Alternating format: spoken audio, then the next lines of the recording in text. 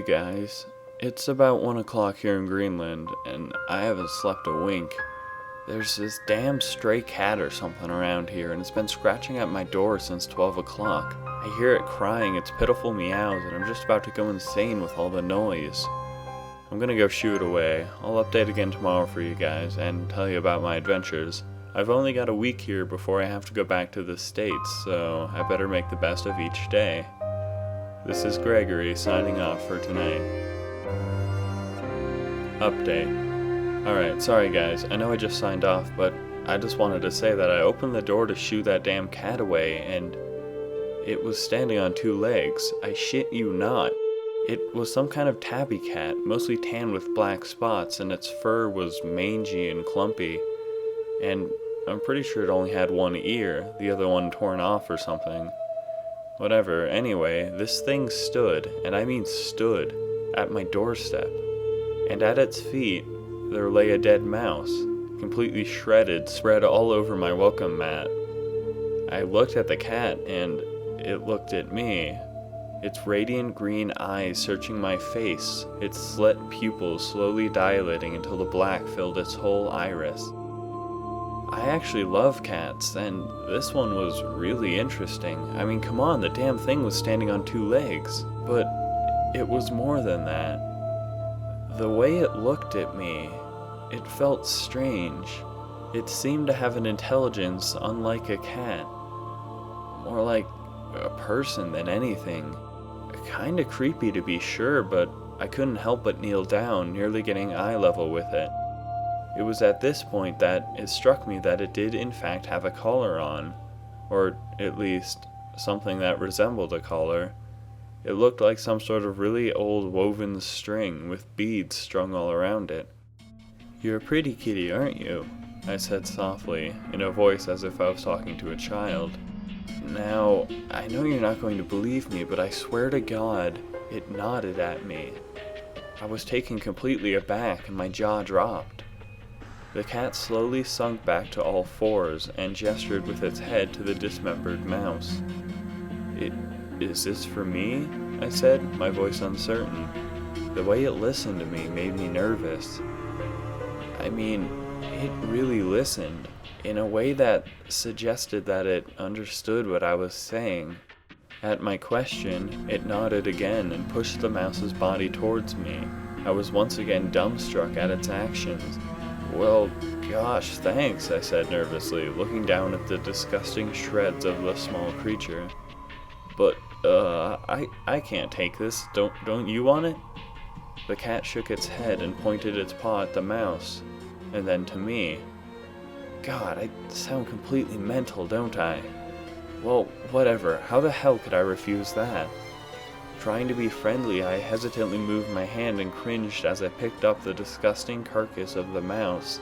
As soon as I accepted the gift, the cat's eyes seemed to flash and its collar caught fire, combusting instantly and then snapping in 2 as it fell from the cat's neck. Startled, I fell backwards and the cat instantly jumped onto my chest. It was so damn heavy it pressed me to the ground. It started walking up to my face, its eyes locked on mine. It seemed to be vibrating or something. No, wait, purring. It was purring? Its face came inches from mine as I lay on my back, stunned. I know it's really late and I haven't been getting a lot of sleep, but I'll be damned if that thing didn't smile at me before jumping off and darting off into the night. If you guys want proof, I have the collar with me now. I found it laying outside where it had fallen, the string charred and brittle, but the beads are mostly still intact. They've got some weird symbols on them, almost like hieroglyphics or something. I don't know. I'll look them up online tomorrow. This is Gregory signing off. Update. Hello again. It's about 11 o'clock in the morning here. I looked up the symbols on the collar. I still don't really know much, but I'm pretty sure they're Egyptian. I mean, I guess that makes sense. Egyptians and cats and stuff usually go together, right? Whatever. I'm off to explore now. I'll check back in tonight. This is Gregory signing off. Update. It's about 1 o'clock in the morning here in Greenland. I wanted to hold off updating until now just in case that cat came back. Sure enough, at around 12 o'clock, I heard scratching at my door and the demented cries. I was a little startled, but I somehow knew it would be back. I opened the door and the cat stood there yet again. This time some kind of bird lay at its feet. I was quite surprised. I mean, the bird was fairly large and I was amazed that it had managed to catch it. It had killed again, but this time things were different. The cat didn't wait for me to pick it up this time. Instead, it dropped to all fours, picked up the bird in its mouth, and dragged it right into my house, straight in between my legs. After depositing their grotesque kill, the cat dashed off into the night again. Strange, isn't it? It didn't seem like a gift this time. Rather, it was like the cat simply needed a place to put it. Does that make any sense? I'm sure if you guys are even still listening to me, you either don't believe me or don't care. This is Gregory signing off. Update. Sorry I didn't update all day, but I'm honestly really scared. It's just after midnight here, and that cat has just left again.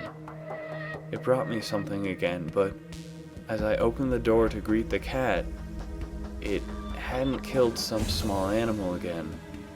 No, I recoiled in shock as I saw what lay at its feet. A full-sized dog was there, mangled and ripped open, its entrails spilling out onto my welcome mat. From what little I could make out, it looked like a husky, and based on the collar around its neck, it belonged to someone.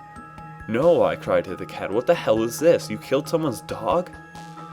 The cat didn't even acknowledge me and just dragged the carcass into my house with unreal strength that made my jaw drop. Then it darted off into the night, leaving me alone in this house, someone's dog in pieces on my living room carpet. I'm terrified. What should I do? This is somebody's pet. I'll have to bury it or something. I feel absolutely sick. I've got to do something about this. This is Gregory signing off. Update. Oh, dear God, dear fucking God, what the fuck?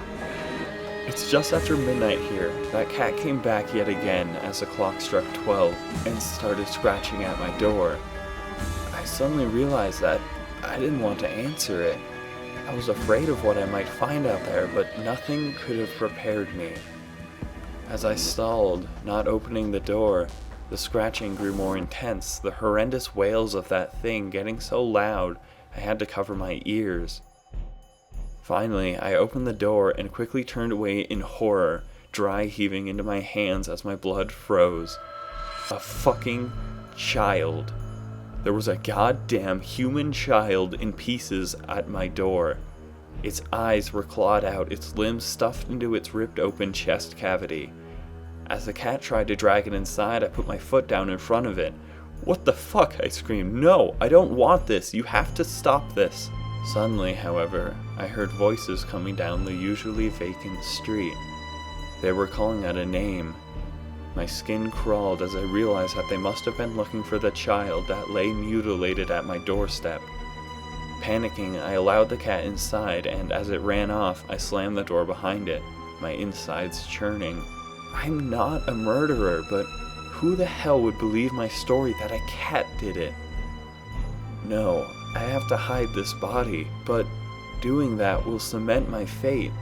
If not a murderer, I'm certainly an accomplice at that point. Dear God, what the hell do I do? This is Gregory signing off. Update. It's just after 12:30 here. That cat has been clawing at my door for the past half hour, and its screeches are the loudest they've ever been. I'm updating from my phone. I'm curled up in a corner of my house, rocking back and forth, praying that it will just go away. But even now, I can hear loud thumps on my door, and I swear the wood is beginning to splinter.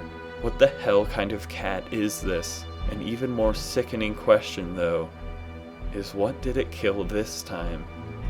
I'm sure it's another person, maybe more than one. I heard screaming at about 11:50. I don't want to know, I don't want to see what's out there. I can only hope that that thing goes away and leaves me be. I can't do this anymore. This is Gregory signing off. Update. This will be my last update. It's about 11:45 at night now. The door was finally forced open last night, and it dragged them in one by one. The family of 4. One of the kids about 17, the other not even a year old. Their bodies are still lying next to me. I haven't had the strength to dispose of them. I'm sure I'm in shock or something. I'd just been lying on my floor the whole day. At around 11 o'clock this night, though, I began to hear it.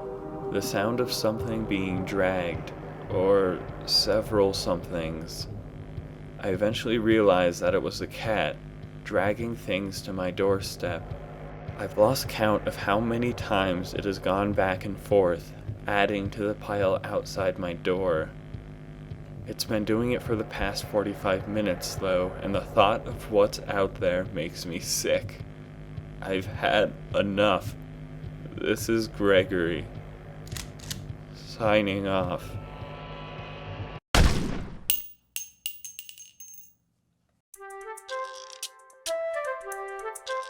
Subscribe or die.